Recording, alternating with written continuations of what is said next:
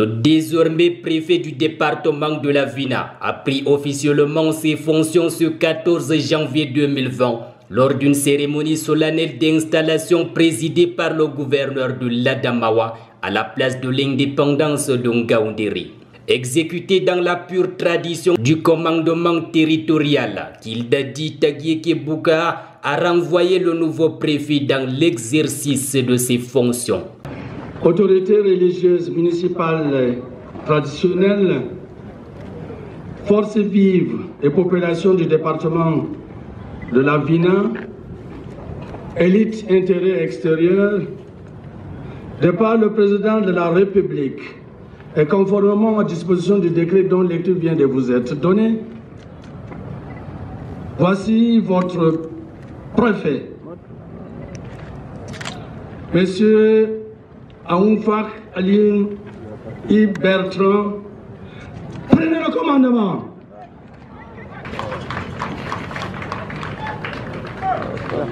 Dans son discours d'installation, le gouverneur de l'Adamawa, emboîtant le pas au maire de la ville, a présenté une longue liste de défis qui attendent le promu. Nous avons amplement rappelé au préfet entrant ses missions essentielles, parmi lesquelles d'abord la sécurité, la lutte contre l'insécurité ambiante de son département. Et devrait s'employer à juguler ce phénomène avec les forces de l'ordre, les forces vives, les forces civiles de son département. Nous croyons en ses capacités, parce que c'est un fonctionnaire de commandement rempli, nous l'avons dit.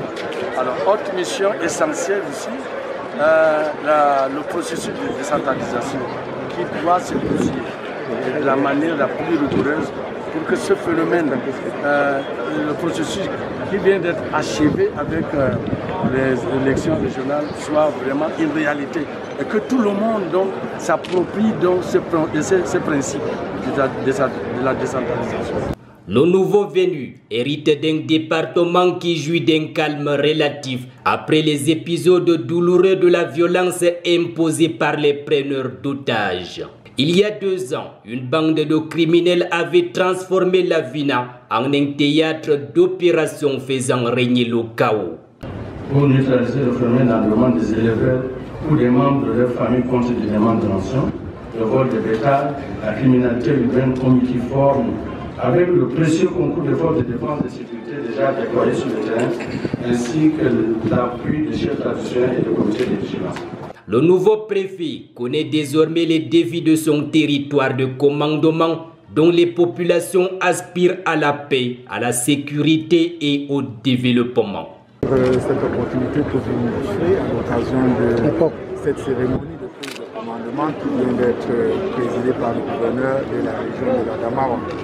Je pense que ce que je peux dire, c'est que le maire de la ville et le gouverneur de la région ont présenté de manière inéquivoque la situation qui prévaut dans le département de la Vina, ce qui nous amène déjà à avoir une idée des défis qui sont les nôtres en tant que préfet de ce département.